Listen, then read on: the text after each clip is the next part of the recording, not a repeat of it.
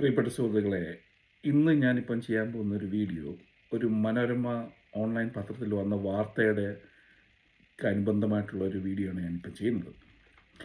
വേറൊന്നുമല്ല, കുറച്ച് നാളുകൾക്ക് മുമ്പ് യു കെയിൽ ഒരു വ്യക്തി വന്നിരുന്നു. ആ വ്യക്തി പറയുന്നത് ഫുഡ് വ്ളോഗറാണെന്ന് അറിയത്തില്ല, അഡ്മിഷൻ ഏജൻ്റ് ആണെന്ന് അറിയത്തില്ല, എന്താണെന്ന് അറിയത്തില്ല. പക്ഷേങ്കിൽ പുള്ളിക്കാരിയുടെ പ്രൊഫൈലിൽ പറഞ്ഞിരിക്കുന്നത് ഞാൻ അഡ്മിഷൻ ഏജൻ്റാണ്, ഞാൻ ഫുഡ് വ്ളോഗറാണെന്നൊക്കെ പറഞ്ഞുകൊണ്ടാണ് പുള്ളിക്കാരി ചെയ്യുന്നത്.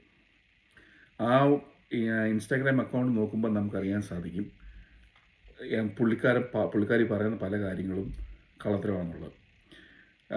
പുള്ളിക്കാരുടെ ഭർത്താവ് 40 ലക്ഷം രൂപയോളം ഫാമിലി വിസ എടുത്തു കൊടുക്കാമെന്ന് പറഞ്ഞിട്ട് പറ്റിച്ചു.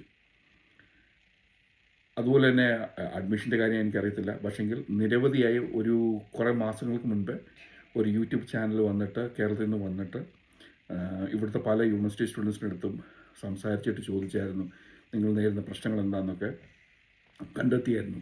ഇതുപോലുള്ള കള്ള നാണയങ്ങൾ ഇഷ്ടം പോലെ ഉണ്ട്. പല ആൾക്കാരുടെയും കാശ് പോകുന്നുണ്ട്. ചില ആളുകൾ പാവങ്ങളാണ്, അവർക്കത് പറയാൻ സാധിക്കുന്നില്ല, വെളിയിലോട്ട് പറയാൻ സാധിക്കുന്നില്ല. എന്താണ് ഇങ്ങനെ ചതിയിൽപ്പെടുന്നതിൻ്റെ ഒരു പ്രധാനപ്പെട്ട കാര്യം എന്ന് പറഞ്ഞാൽ, ഇവരാരും രജിസ്റ്റേർഡായിട്ട്, ഇപ്പം ഞാൻ സംസാരിക്കുന്ന യു കെയിൽ നിന്നാണ്.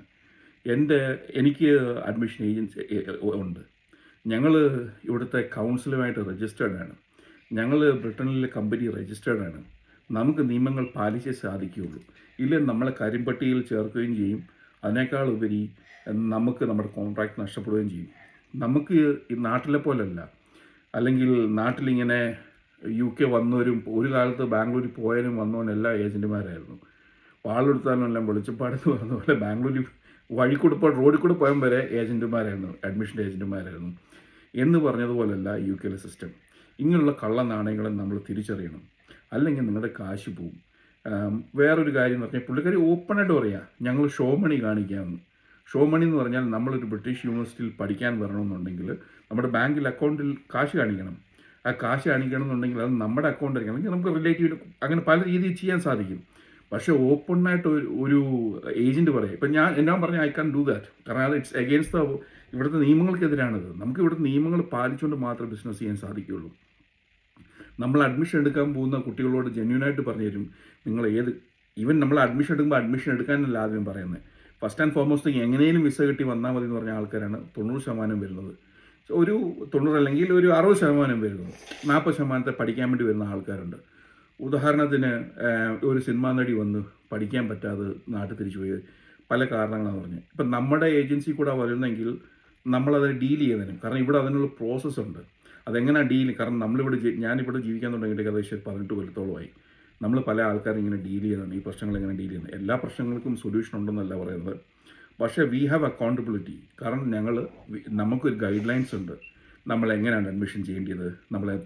ഞങ്ങൾ മേടിക്കാറ് പോലുമില്ല. നമ്മൾ എല്ലാം ഫോം ഫില്ല് ചെയ്ത് അവരുടെ പെർഫോമൻസ് ചെക്ക് ചെയ്ത് അവരുടെ പേഴ്സണൽ സ്റ്റേറ്റ്മെൻറ്റ് ചെക്ക് ചെയ്ത് അവരെഴുതിയിരിക്കുന്നത് എന്താണെന്നുള്ളതൊക്കെ ചെക്ക് ചെയ്ത ശേഷം നമ്മളത് യൂണിവേഴ്സിറ്റിക്ക് കൊടുക്കുന്നു. യൂണിവേഴ്സിറ്റിക്ക് ഡയറക്റ്റ് അവരാ കാശ് കൊടുക്കുന്നു. നമ്മൾ കാശ് കൈ മേടിക്കാറില്ല, നമ്മൾ ഒരു രൂപ പോലും കാശ് എടുക്കാറില്ല. പിന്നെ പ്രീമിയം സർവീസിന് മാത്രം, പ്രീമിയം സർവീസ് എന്ന് പറഞ്ഞാൽ ഫാസ്റ്റ് ട്രാക്ക് സർവീസാണ്, അതിന് മാത്രം നമ്മൾ കാശ് മേടിക്കാറുണ്ട്. ഇന്നവരെ ആരും അങ്ങനെ കുറ്റം പറഞ്ഞിട്ടില്ല. പ്രീമിയം സർവീസ് എന്ന് പറഞ്ഞാൽ നമ്മൾ ഫീസ് മേടിക്കത്തില്ല, but there are some other things to be done. അതൊക്കെ നമ്മൾ പ്രീമിയം സർവീസിൻ്റെ പാർട്ടായിട്ട് നമ്മൾ ചെയ്യാറുണ്ട്. അല്ലാതെ ഇന്നവരെ ഒരു കുട്ടിയുടെ നിന്നും കാശ് നേരിട്ട് മേടിച്ചിട്ടില്ല. ഞാൻ ഈ വീഡിയോ ചെയ്യാനുള്ള പ്രധാനപ്പെട്ട കാര്യം എന്ന് പറഞ്ഞാൽ, എനിക്ക് കൊടുക്കുക എന്നുള്ളതല്ല. ഈ മാർക്കറ്റിൽ ഇഷ്ടംപോലെ ഏജൻസികളുണ്ട്. നിങ്ങൾ എക്സ്പ്ലോർ ചെയ്യും അല്ലെങ്കിൽ നിങ്ങൾ ചോദിക്കും എന്താണ് ചെയ്യേണ്ടതെന്നുള്ളത് ചോദിക്കും. എന്നിട്ട് നിങ്ങൾ ജോയിൻ ചെയ്യൂ. കാശ് നഷ്ടപ്പെടാതിരിക്കൂ. കാശ് വിലപ്പെട്ടതല്ലേ.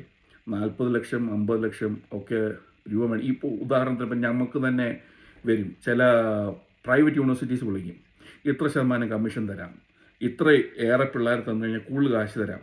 നമ്മൾ ചെയ്യാറില്ല.